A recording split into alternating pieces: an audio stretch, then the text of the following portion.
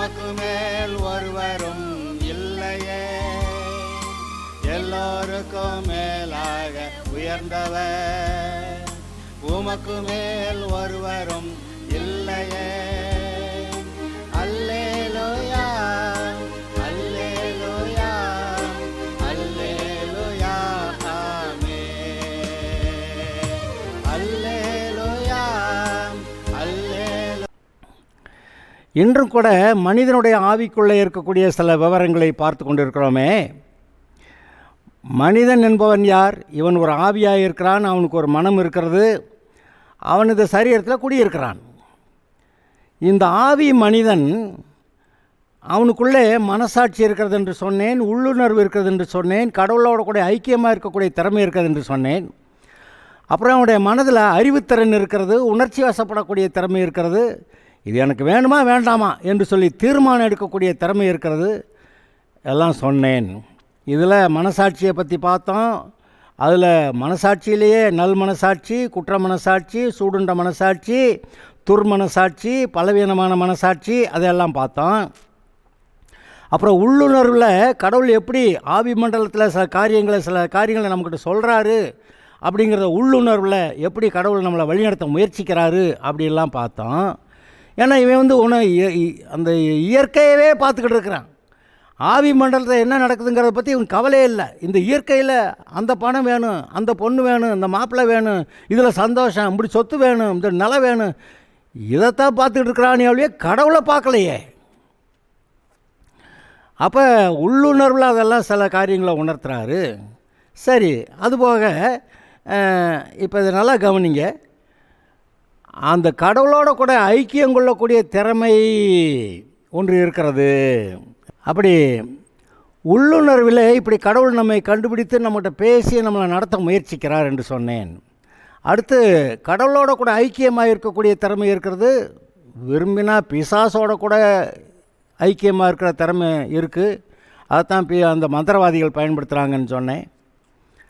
அப்போ கடவுளோட கூட ஐக்கியமாக நம்மளை தேடுற கடவுள், இவனு கடவுளை தேடுறேங்கிறான், கடவுளை தேடி எங்கெங்கேயோ போகிறேங்கிறான். அப்போ கடவுளை தேடுற அந்த ஏக்கம் அதெல்லாம் இருக்குதுன்னு சொன்னேன். அப்புறம் இந்த உணர்ச்சி வசப்படக்கூடிய திறமை இருக்குதுன்னு சொன்னேன். சந்தோஷமாக இருக்கிறது, துக்கமாக இருக்கிறது, வருத்தமாக இருக்கிறது, ஆத்திரமாக இருக்கிறது, கோபமாக இருக்கிறது, எரிச்சலாக இருக்கிறது, இதெல்லாம் இருக்குது. ஆனால் சந்தோஷமும் இருக்குது, சமாதானமும் இருக்குது. கடவுளோடு கூட இருக்கிறப்ப இருக்கிற சந்தோஷம் வேறு, பாவம் செஞ்சால் கிடைக்கிற சந்தோஷம் வேறு. அது பாவ சந்தோஷம், அது கொஞ்ச நேரம்தான், அப்புறம் அது துக்கத்தை உண்டாக்கிடும். ஆனால் கடவுளோட கூட இருக்கிறப்ப இருக்க சமாதானம், அந்த சந்தோஷம், நம்ம கடவுளோட கூட தான் சமாதானமாக இருக்கணும். பாவ சந்தோஷத்தை அனுபவிச்சுட்டு நரகம் போகக்கூடாது.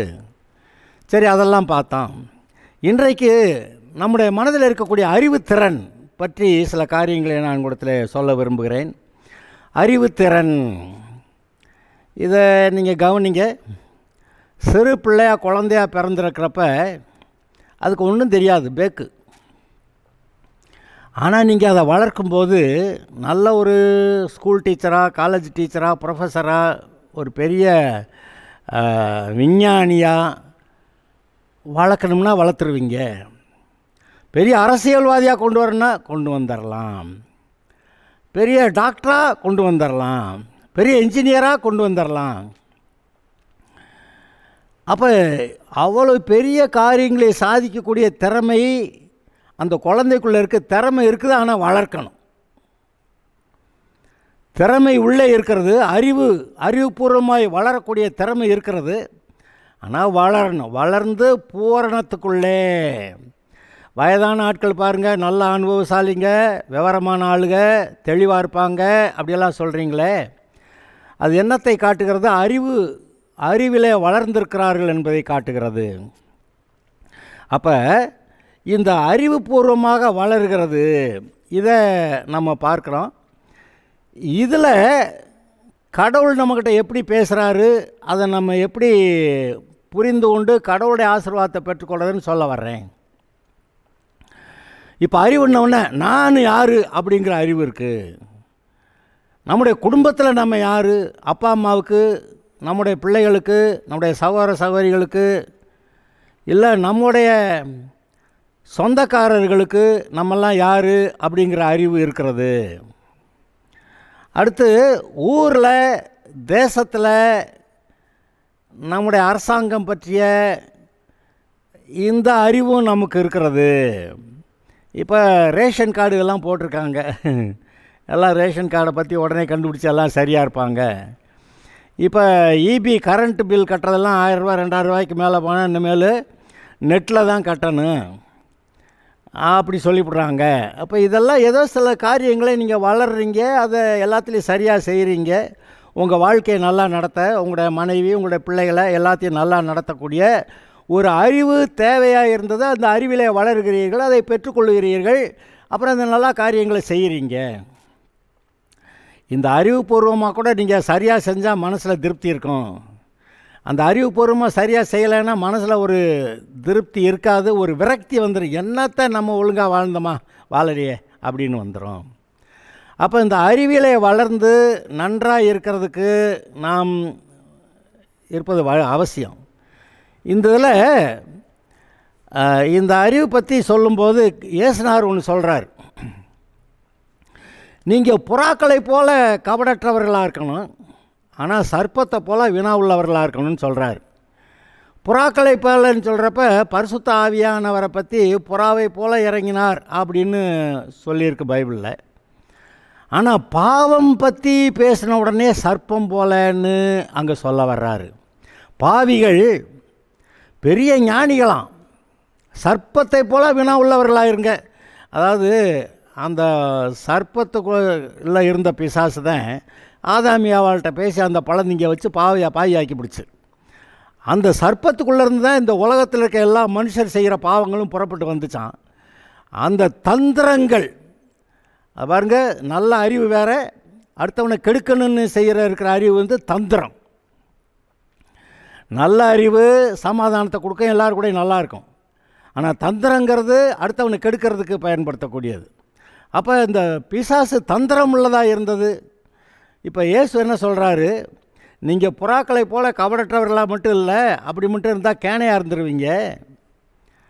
நீங்கள் சர்ப்பத்தை போல் வினா உள்ளவர்களாக, அதாவது உலகமும் தெரிஞ்சிருக்கணும். நம்ம ஆளுக்கு சொல்லுவாங்க பாருங்கள், களவும் கற்று மறக்கிறது இல்லை, களவுன்னா என்னன்னு தெரிஞ்சிருக்கணும். அதை போய் களவை கற்றுக்கிட்டா அப்புறமேல அது விடுறது. களவுக்கு போகக்கூடாது. களவு செய்யாதிருப்பாயாக அப்படின்னு 10 கட்டளைகள்லாம் அது ஒரு கட்டளை இருக்குது. அப்போ கற்றுக்கிட்டு போய் தான் அப்புறமே பாவம் செஞ்சு கற்றுட்டு அப்படி தான் வரணுங்கிற, பாவம் செய்யாமல் இருக்கிறது தானே நல்லது. இன்றைக்கி நாங்களே யோசிப்போம், அவன் அவ்வளோ பெரிய பாவம் செஞ்சு, அவன் அவ்வளோ பெரிய பாவம் செஞ்சு, இவன் இவ்வளோ பெரிய பாவம் செஞ்சு அப்புறமேல் ரட்சிக்கப்பட்டாங்கடா. இந்த உலகத்தை சந்தோஷத்தெல்லாம் அனுபவிச்சுவிட்டு அப்புறமேல் இயேசுவை ஏற்றுக்கிட்டு ரட்சிக்கப்பட்டு வந்துட்டேன்றான். நாங்கள் நினைப்போம், நம்ம அந்த பாவமெல்லாம் செய்யாமல் இருந்து இப்போ நமக்கு என்ன, நம்மளும் பரலோகம் போகிறேன் அவனும் பரலோகம் போகிறேன் அப்படிங்கிறப்ப நமக்குள்ளே ஒரு சின்ன வருத்தம் வருது. ஆனால் அவன் அந்தந்த பாவங்களில் போயிருக்கிறப்ப திரும்பி கர்த்தட்ட வராமல் போகிறதுக்கான வாய்ப்பு அதிகமாக இருந்துச்சு. அதெல்லாம் மீறி வந்துட்டான் அப்படிங்கிறது வேறு. இன்னொன்று, நீங்கள் அந்த பாவத்துக்கு போகாமே வாழ்ந்தால் தான் உங்கள் இருதயம் கடவுளோட கூட நல்லாயிருக்கும். அது நல்லதா, அந்த கெட்ட நண்பர்களோட சேர்ந்து கெட்டு போய் நாசமாயிட்டு அப்புறமேல் வர்றது நல்லதா? கெட்டு போகாமல் இருந்தாக்க இந்த பூமியில் இன்னும் எவ்வளோ நல்லா ஆண்டவருக்காக வாழ்ந்திருக்கலாம், அந்த ஒரு கணக்கையும் பார்க்கணும். அதனால் அவர் சொல்கிறாரு, நீ உலகம் எப்படி பொல்லாததுங்கிறத தெரிஞ்சிருக்கணும், கேனையாக இருக்கக்கூடாது என்று சொல்ல வருகிறார். ஏமாளியாக இருக்கக்கூடாது. ஏமாளி இருக்கிற வரைக்கும் ஏமாத்துறவன் இருப்பான். நீங்களாக ஏமாந்து கடனை கொடுத்துட்டீங்க, ஏமாந்து கொடுத்தா திரும்பி வராது. அப்போ விவரமாக இருக்கணும்னு சொல்கிறாரு. ஓகே, அப்போ உலக அறிவிலேயே நல்லவனாக இருக்கிறதுக்கான ஒரு அறிவு இருக்கிறது, பொல்லாதவர்களாக இருக்கக்கூடிய அந்த தந்திரசாலியான அறிவுகள் இருக்கிறது, அப்படியெல்லாம் பார்க்குறோம். இப்போ நான் இது உலக அறிவில் இருக்கக்கூடிய காரியங்களை சொல்லிக்கிட்டே வந்தேன்.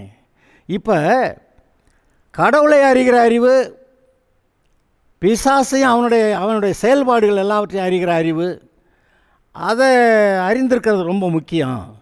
ஏன்னா உன்னுடைய எதிரி எப்படி ஞானி, உன்னுடைய எதிரி எப்படி பலவான், அவனுடைய பலத்தையும் அவனுடைய ஞானத்தையும் நீங்கள் தெரிஞ்சிருந்தால் தான் அவன்கிட்ட நீங்கள் தப்ப முடியும்.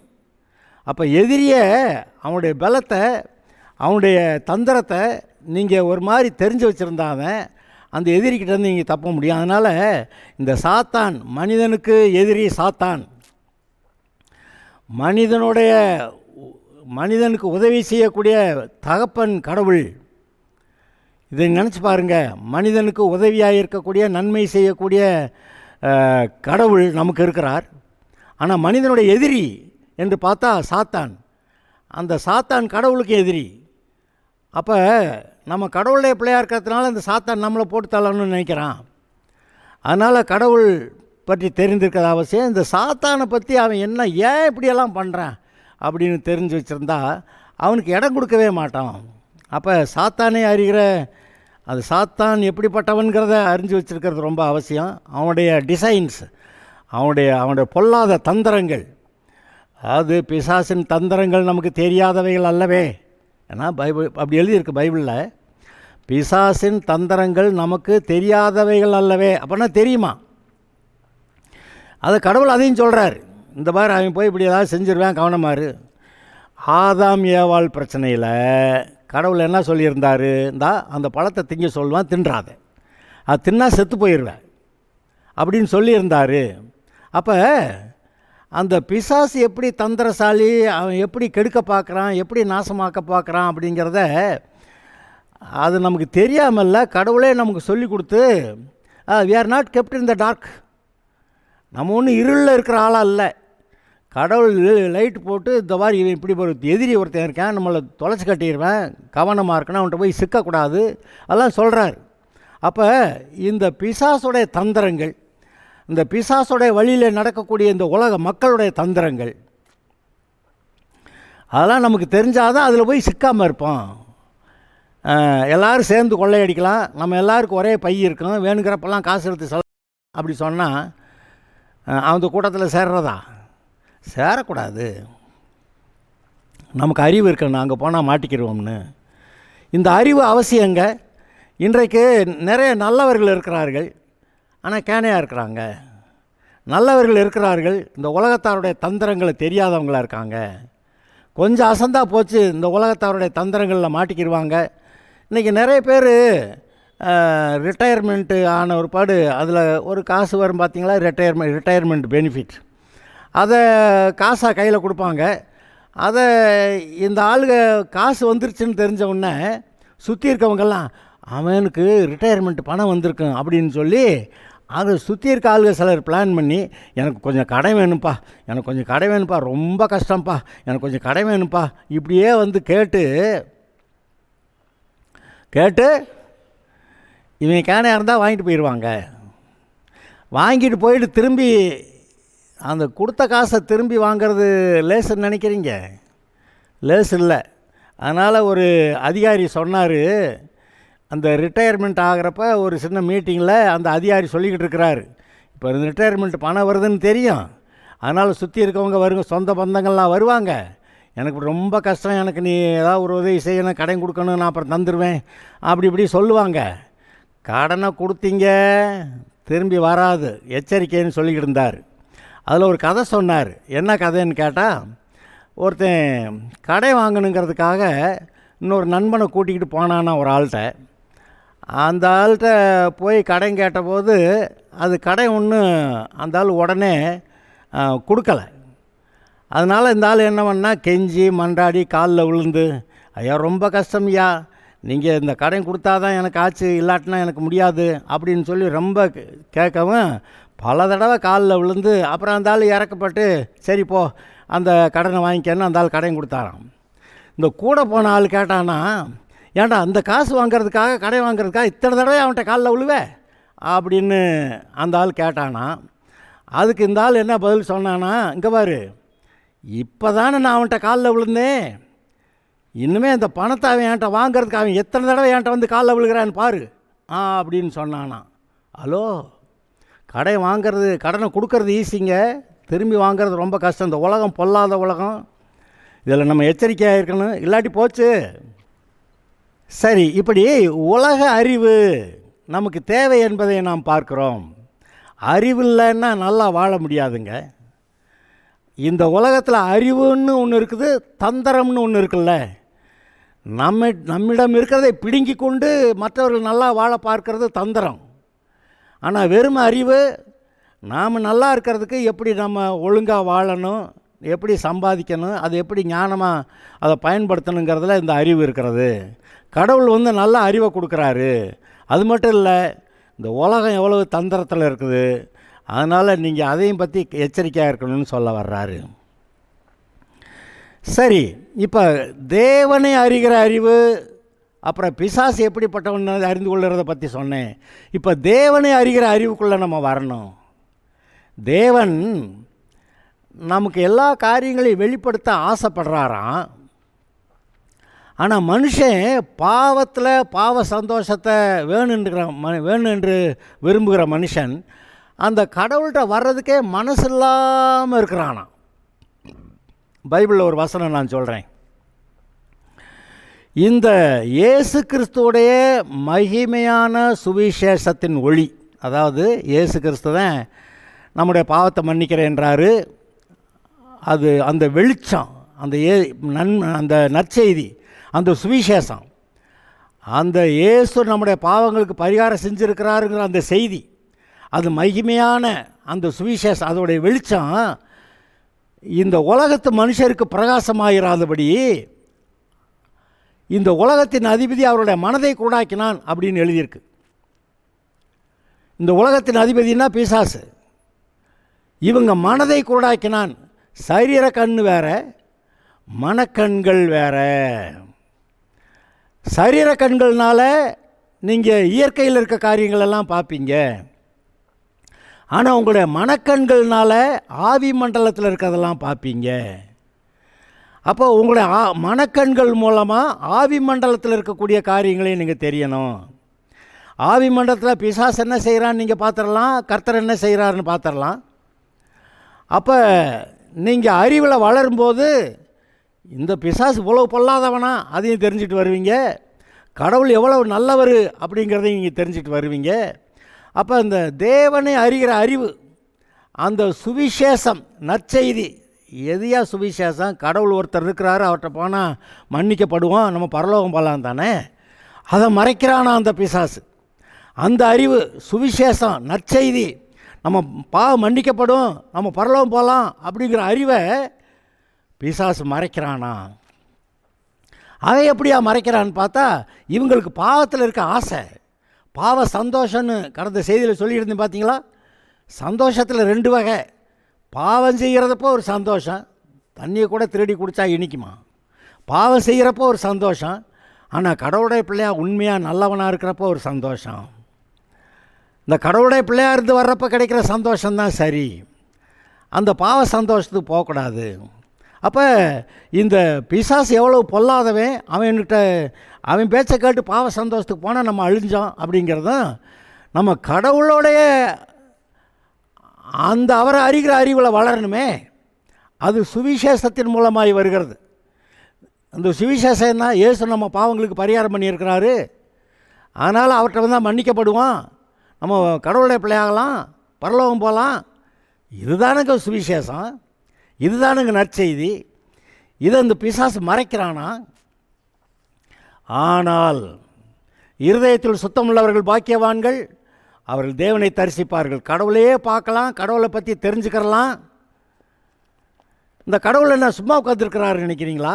அவர் இந்த மனுஷன் பாவம் செஞ்சதுனால இவ்வளோ குருட்டாட்டத்துக்குள்ளே போயிட்டான், ஆனால் நம்ம போய் இவங்ககிட்ட பேசுவோம், நம்மக்கிட்ட வந்தால் நம்ம அவங்கள ரட்சிக்கலாம் அப்படின்னு சொல்லி இந்த கடவுள் மனுஷன்கிட்ட பேசுகிறாராம்.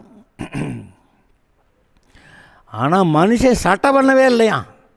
இவனுடைய கவனமெல்லாம் எங்கே இருக்குது? அடுத்து யாரை எப்படி பண்ணி அவங்க இதை அபகரிக்கலாம், அவங்களோட பெரியாலாம் அப்படின்னு சொல்லி அந்த கெட்ட காரியங்கள்லேயே மனசை செலுத்திக்கிட்டு இருக்கிறதுனால கடவுள் வந்ததும் தெரில, உட்கார்ந்ததும் தெரில, பேசுனதும் தெரில. ஆனால் சொல்கிறார், இருதயத்தில் சுத்தமுள்ளவர்கள் பாக்கியவான்கள், அவர்கள் தேவனை தரிசிப்பார்கள். அப்போ தேவனை தரிசிக்கிறதுக்கு தரிசித்தா அவரை பார்த்துருவோம். அந்த தேவனை அறிகிற அறிவு எப்படி கிடைக்கும்? தேவனே நமக்கு அதை வெளிப்படுத்தணும். நம்மளாக போய் ஆராய்ச்சி பண்ணியாக கண்டுபிடிச்சிருவான்? அப்படியெல்லாம் கண்டுபிடிக்க முடியாது. இந்த உலகத்தில் இருக்கக்கூடிய காரியங்களே ஆராய்ந்து பார்க்கறதற்கு தேவன் கொடுத்த அறிவு தான் பயன்படுகிறது. இப்போ தான் பேசிக்கிட்டு இருந்தோம். இப்போ மனுஷன் சிருஷ்டிக்கப்பட்ட நாள் துவக்கி இப்போ தான் இந்த விஞ்ஞான அறிவு இவ்வளவு வளர்ந்துருக்கிறது. சைக்கிளில் போகிறான், மோட்டர் சைக்கிளில் போகிறான், காரில் போகிறான், பஸ்ஸில் போகிறான், ட்ரெயினில் போகிறான், ஏன் ஏரோப்ளேனில் போகிறான், இப்போ ராக்கெட்லேயே ஏறி போய்கிட்டு இருக்கிறான். இந்த அறிவெல்லாம் எப்போ வந்துச்சுங்கிறீங்க? இந்த தலைமுறையில், இப்போ நீங்கள் இருக்கீங்களே, நான் பேசிக்கிட்டு இருக்கிறத கேட்டுக்கிட்டு இருக்கீங்களே, இந்த தலைமுறையிலே நடந்தது. இதற்கு முன்பாக இவ்வளவு அறிவு இல்லை. இந்த ஒரு அணுவை ரெண்டாக உடைச்சி அதிலிருந்து அணுசக்தி எடுக்க முடியுங்கிற அறிவு இல்லை. அணுகுண்டு செய்கிற அறிவும் இல்லை. எல்லாம் இந்த தலைமுறையிலே வந்தது. அப்போ 6000 வருஷமாக மனுஷன் கடவுளை உண்டாக்கி வச்சு 6000 வருஷமாக அங்கே இருக்கானே. நல்ல கடவுள் மனுஷனை உண்டாக்கி, நான் பாட்டு மனுஷனை கடவுள் மனுஷனை உண்டாக்கி பூமியில் வச்சு 6000 வருஷம் ஆகுது. 6000 வருஷம் என்ன செஞ்சாவே? ஒன்றும் தெரியாமல் பேக்கு மாதிரியே வாழ்ந்துருந்தானா? இந்த அறிவு கூட கடவுள் கொடுக்குற அறிவு தான்.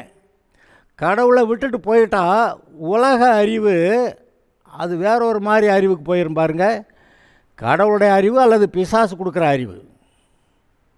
இந்த பிசாசு கொடுக்குற அறிவு தீய ஆவிகள் நிறையா இருக்கே. அங்கே பார்த்தீங்கன்னாக்க சாஸ்திரிகள், ஜோசியம் சொல்கிறவங்க, மந்திரவாதிகள், அப்புறம் ரிஷிகள், முனிவர்கள், துறவிகள் எல்லாம் சேர்ந்து இதை சாமிக்கு இதை செய்யணும், அதை செய்யணும் அப்படியெல்லாம் சொல்லி இந்த சாபத்தை எப்படி முறிக்கணும், இந்த குடும்பத்தில் இருக்க சாபத்தை எப்படி அதையா பார்த்துக்கிட்டு இருப்பானே ஒழிய, அதுக்கு வேற ஒரு தீய ஆவியை பயன்படுத்துவானே ஒழிய, அந்த வழிபாடுகளில் போயிருப்பானே ஒழிய, இந்த விஞ்ஞான அறிவு, பொது அறிவு, அறிவியல் அறிவுன்னா அவன்கிட்ட இல்லைங்க.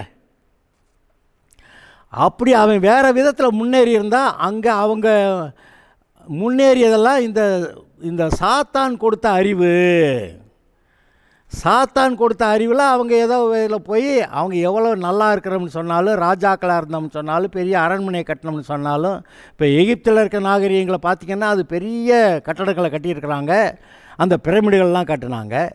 அப்புறம் அசீரியா சாம்ராஜ்யத்துக்கு போனீங்கன்னா அங்கே பாபேல் டவரை கட்டினாங்கன்னு போட்டிருக்குது. அப்புறம் பாபிலோனுக்கு வந்தீங்கன்னா அவங்க பெரிய ஞானம் உள்ளவர்களாக இருந்து உலகத்தை ஆண்டாங்கன்னு இருக்குது. அப்புறம் பார்த்திங்கன்னா இந்த மாதிரி மற்ற தேசங்கள் எல்லாம் உலகத்தெல்லாம் ஆண்டுச்சான். ஆனால் இப்போது இருக்கக்கூடிய விஞ்ஞான அறிவு வளரலை. அலெக்சாண்டர் உலகத்தையே பிடிக்கிறோம்னு சொல்லி பிடித்தான். ஆனால் கடைசியில் போகிறப்ப நான் ஒன்றும் கொண்டு போகலப்பா, வெறுங்கையோட போகிறேன் பாருன்னு சொல்லி அவனுடைய பெட்டிக்குள்ளேருந்து கையை வெளியே நீட்டி வைக்க சொல்லியிருந்தானா. அப்போ இந்த உலக அறிவு பெரிய சாதிக்கவில்லை. ஆனால் கடவுள் கொடுக்குற அறிவு. இந்த பிரிட்டிஷ் பீப்புள் வந்தாங்க, நெஜ கடவுளை கும்பிடுறவங்க, வானத்தையும் பூமியும் படைத்த தேவனை, அவர் அனுப்பின குமாரனை இயேசுவை ஏற்றுக்கொண்டு தேவனுடைய பிள்ளையாக வளர்ந்தவர்கள். அதனால் அவங்க தான் புது கண்டுபிடிப்புகள் எல்லாத்தையும் ரெக்கார்ட் பண்ணாங்க, பேப்பரில் எழுதுனாங்க, இதெல்லாம் ரெக்கார்டு. அப்புறம் அடுத்த தலைமுறையில் வர்றவங்க அப்போ அதுக்கு மேலே புதுசாக கண்டுபிடிச்சாங்க, அடுத்த தலைமுறையில் வர்றவங்க அதுக்கு மேலே புதுசாக கண்டுபிடிச்சாங்க. அப்போ இன்றைக்கி பாருங்கள், சைக்கிள் ஓட்டுறான், மோட்டர் சைக்கிள் ஓட்டுறான், கார் ஓட்டுறான், பஸ் ஓட்டுறான், ரயில் ஓட்டுறான், ஏரோப்ளைன் ஓட்டுறான், ராக்கெட்லேயும் போகிறான். எல்லாம் இந்த தலைமுறையிலே உண்டானது. இப்போ கேட்டார் ஒரு ஆள், இப்போ ஏன் மனுஷன் உண்டாக்கினப்போ இவ்வளவெல்லாம் செஞ்சுருக்கலை? அந்த காலத்தில் அந்த மனுஷன் கடவுளுக்கு இடம் கொடுக்காம அந்த தீய ஆவிகளுக்கு இடம் கொடுத்து அந்த தந்திரம், அந்த மந்திரம் அதிலேயே வாழ்ந்து தரங்கட்ட மனுஷன் வாழ்ந்துருந்துருக்கிறான். இப்போ நீங்கள் பாருங்கள், தேவனை அறிகிற அறிவு எப்படி? ஈவன் ரட்சிக்கப்படுறது கடவுளோட கூட வர்றது. ஆனால் ரட்சிக்கப்படாமையே இந்த உலகத்து மனுஷன் கிறிஸ்தவ அந்த தேவன், உண்மையான தேவ அன்பு, அந்த அறிவு அதை பெற்றுக்கொண்டு வாழ்க்கையில் எவ்வளோ முன்னேறி இருக்கான் பார்த்தீங்களா? எந்த வேலையும் ஒழுங்காக செஞ்சால் ஒரு திருப்தி இருக்குது. அதை ஒழுங்காக செய்யலைன்னா, இப்போ நிலத்தில் தண்ணி பாய்ச்சிக்கிட்டு இருக்கிறேன், ஒழுங்காக வாய்க்கால் போட்டு நல்லா தண்ணி பாய்ச்சினாக்க நல்லா பாய்ச்சி முடிச்சிட்டேன்னு, நல்லா வாய்க்கால் போடலன்னு அங்கே தண்ணி போகிறப்ப இங்கே உடச்சிக்கும், ஓடி வருவான். அப்புறம் இங்கே அப்புறம் இதை அடைச்சிக்கிட்டு இருப்பேன், அப்புறம் அங்கே தண்ணி பாயாது. அப்படியே இதெல்லாம் திருப்தியான வாழ்க்கையா, சந்தோஷமான வாழ்க்கையா? இல்லை இல்லை. இது எல்லா விதத்திலும் வேலை செய்யும், எல்லா தொழிலையும் வேலை செய்யும். அப்போ கடவுள் கொடுக்குற அறிவுன்னு ஒன்று இருக்கே. அப்போ இந்த கடவுள் கொடுத்த அறிவு, இந்த கடைசி தலைமுறையில் கடவுள் கொடுத்த அறிவு இருக்குது. அது எப்படி வந்தது? கடவுளுடைய பிள்ளையாக வாழ்ந்த கிறிஸ்தவர்கள் மூலமாய் வந்தது. அந்த கிறிஸ்தவர்கள் எந்த தேசத்துலலாம் இருந்தாங்களோ அங்கெல்லாம் இந்த கிறிஸ்தவ அறிவு, நிஜ கடவுளுடைய அறிவு வந்திருக்கிறது. இப்போ பாருங்கள், தேவனை அறிகிற அறிவு, அப்புறம் பிசாசு கொடுக்குற அந்த அறிவு, அதெல்லாம் வித்தியாசமாக சொல்கிறேன். அப்போ நீங்கள் என்ன செய்யணும்? இந்த பொல்லாத பாவ சந்தோஷ பாவத்தில் வரக்கூடிய அறிவுகள் எனக்கு வேண்டாம். கடவுள் வேணும், நான் பரிசுத்தத்தில் வாழணும், கடவுளுடைய பிள்ளையாக இருக்கணும், அவர் கொடுக்குற அறிவை பெற்றுக்கொள்ளணும் அப்படின்னு சொன்னால், இந்த பாருங்க இப்போ எல்லாம் வளர்ந்து அந்த கடவுள் கொடுக்குற அறிவில் வந்ததுனால வெயில் காலத்தில் எல்லாம் ஏசியை போட்டுட்டு உட்காந்துருக்காங்க. அந்த காலத்தில் ஏசி வேணுனாக்கா ஏதாவது பெரிய காடுகளுக்குள்ளே வனாந்தரத்துக்குள்ளே போகணுனாங்க. அங்கே போனாலும் அந்த வெயில் காலத்தில் வெக்க இருக்க தான் செய்யும். ஆனால் இங்கே வீட்டுக்குள்ளே இருந்து ஏசியை போட்டுக்கிட்டு நல்லா பலவிதமான உணவுகளை சமைச்சு சாப்பிட்றதுக்கு எவ்வளோ வசதிகள் இருக்குது. இதெல்லாம் கடவுளை அறிகிற அறிவில் வர்றது. ஆனால் உண்மையான கடவுளை அறிந்து அவருடைய பிள்ளையாக இருக்கிறதுக்கே அதுதான் நிஜ அறிவு, கடவுளையே அறிந்து கொள்ளுகிற அறிவு. கடவுள் யார்? உள்ளத்தை கடந்தவர்ன்றான். ஆனால் அவர் அறியும் போது, அவரை ஏற்றுக்கொண்டா உள்ளே வருகிறார். உன்னுடைய இருதயம்தான், உன்னுடைய மனசு தான் கோயில். இருதயம் சுத்தம் பண்ணுன்னா அவர் உள்ளே வருவார். உங்கள் உள்ள பாவத்தையும் இச்சையும் மாம்ச இச்சையும் அசுத்தங்களை உள்ளே வச்சுக்கிட்டு இருக்கிற வரைக்கும் கடவுள் வரமாட்டார், பிசாசு தான் வருவான். அப்புறம் பிசாசு பிடிச்சிக்கிச்சிங்க, பைத்தியம் பிடிச்சிக்கிச்சிங்க, லூசுங்க, அது எல்லாம் நடக்கும். ஆனால் இருதயத்தில் சுத்தமுள்ளவர்கள் பாக்கியவான்கள், அவர்கள் தேவனை தரிசிப்பார்கள், தேவன் அவங்ககிட்ட வருவார். இவங்க நல்லா இருப்பாங்க, சமாதானமாக இருப்பாங்க, கடவுளோடு கூட இருக்கிறத சந்தோஷந்தாங்க பரலோகம். இப்போ பரலோகம் இருக்குதுன்னு சொல்கிறான், அந்த பரலோகத்தில் கடவுள் இல்லைன்னு வச்சுக்கிடுவான், அது பரலோகமா? இல்லை. அப்போ கடவுள் இருக்கிற இடம்தான் பரலோகம். ஏங்க இப்போ நீங்கள் இருதயத்தில் இயேசுவை ஏற்றுக்கங்க, கடவுள் உள்ளே வந்துடுவார். அப்போ அதுக்கப்புறம் அவர் கடவுள் இல்லை, உங்களுடைய உள்ளத்தில் இருக்கிறவர். அப்போ உங்கள் இருதயமே பரலோகமாக மாறிடுங்க. இப்போ இயேசுவை ஏற்றுக்கொள்ளுங்க ரட்சிக்கப்படுவீங்கன்னு சொல்கிறோமே, நீங்கள் இயேசுவை ஏற்றுக்கொண்டா கடவுள் உள்ளே வர்றாரு, பாவம் மன்னிக்கப்படுகிறது, கடவுள் வருகிறார். ஏன்னா இருதயம் சுத்தமாயிருச்சு. கடவுளை வாங்கன்னு சொல்கிறீங்க, வரவேற்கிறீங்க, அவர் உங்கள் இருதயத்தில் வர்றாரு. உங்கள் இருதயம் தான் அவர் குடியிருக்கிற வீடு, கோயில். அப்போ அவர் வந்து குடியிருந்தாருன்னா அப்போ பரலோகம் எங்கேயோ இங்கே இருக்குதுங்க. இப்போ தான் சொன்னேன், பரலோகத்திலேருந்து கடவுள் வெளியே போயிட்டாருன்னா அது பரலோகமா? இல்லையே. அது ஏன் பரலோகமாக இருக்குது? கடவுள் அங்கே இருக்கிறதுனால. இப்போவும் நீங்கள் இயேசுவை ஏற்றுக்கிட்டா, கடவுள் உங்கள்கிட்ட வந்துட்டா அப்போ இது உங்கள் இருதயம் தானே, உங்கள் மனசு தானே பரலோகம். இந்த இயேசுவை ஏற்றுக்கொள்ளுங்கள், உங்கள் இருதயமே பரலோகமாக மாறும். அது மட்டும் இல்லை, இந்த தேவனை அறிகிற அறிவிலே நீங்கள் வளரலாம். எவ்வளவு வளரலாம்? சின்ன குழந்தை ஒரு என்ஜினியரா, சின்ன குழந்தை ஒரு டாக்டரா, சின்ன குழந்தை ஒரு விஞ்ஞானியா எப்படி வளர்கிறதோ அதுபோல் நீங்கள் தேவனை அறிகிற அறிவிலே வளரும்போது நீங்கள் உங்கள் வாழ்க்கையில் பெரிய காரியங்களை சாதிக்கிறவர்களாக இருப்பீர்கள். அதை நினைத்து பாருங்கள். ஆதலால் சொல்லுகிறேன், இன்றைக்கு இந்த இயேசுவை ஏற்றுக்கொள்ளுங்கள். இயேசு கிறிஸ்து மூலமாய் கடவுளுடைய வழியிலே வாருங்கள். அந்த தேவனுடைய அறிவை பெற்றுக்கொள்ளுங்கள்.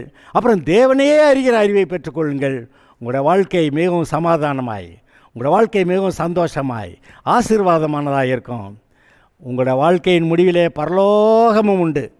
பரலோக ராஜ்யம், இயேசுவை ஏற்றுக்கிட்டால் அவரே இங்கே வர்றாரு.